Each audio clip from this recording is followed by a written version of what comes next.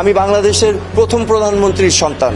তো আপনারা স্বাভাবিকভাবেই বুঝতে পারছেন যে আমি সাধারণভাবে চলার চেষ্টা করলেও এই পরিচিতিগুলো কিন্তু আমাকে ছাড়ছে না।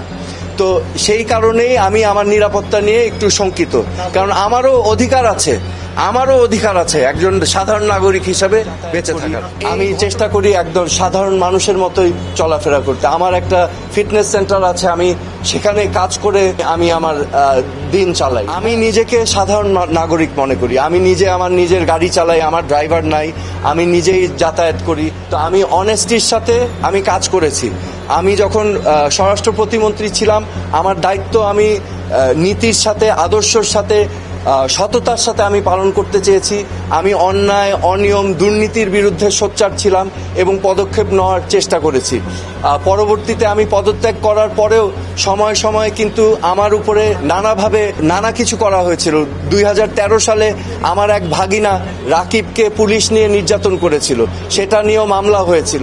2018-19 সালে আমার আরেক ভাগিনা, ওকে কিন্তু অপহরণ করে এই যে আজকে যে আয়নাঘর আছে, সেই আয়নাঘরে 11 দিন রাখা হয়েছিল। আমি কিন্তু সে সময় প্রতিবাদ করেছিলাম গুম, খুন, হত্যার বিরুদ্ধে। তো আমি সব সময় প্রতিবাদ করে এসেছি আমার অবস্থান থেকে। আমি তো একজন সাধারণ নাগরিক, আমারও তো নিরাপত্তার একটা বিষয় থেকে যায়, তাই না? আমি সুস্পষ্টভাবে আগেও বলেছি, হত্যা, গুম, নির্যাতন, মানুষের গণতান্ত্রিক অধিকারকে বিলুপ্ত করা, এগুলোকে আমি কোনোদিনও সাপোর্ট করিনি এবং আমার অবস্থান থেকে আমি সবসময় এটার প্রতিবাদ করে এসেছি যতটুকু পেরেছি আমি, কারণ আমারও নিরাপত্তার বিষয় ছিল।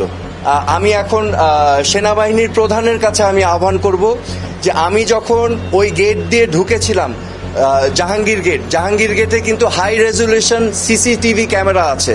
তো আমাকে যেই মোটরসাইকেল ফলো করেছিল, আমার বিশ্বাস সেই মোটরসাইকেলের লাইসেন্স প্লেট বের করে তার পরিচয় নির্ধারণ করা সম্ভব, সেনাপ্রধান যদি চান।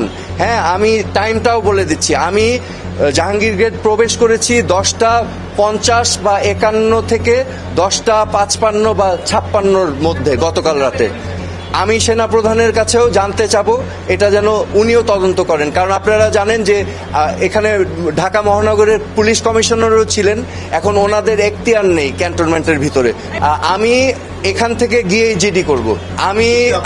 আমার কথা স্পষ্ট, আমি বারবার বলেছি আমার রাজনীতিতে আসার কোনোই আগ্রহ নাই।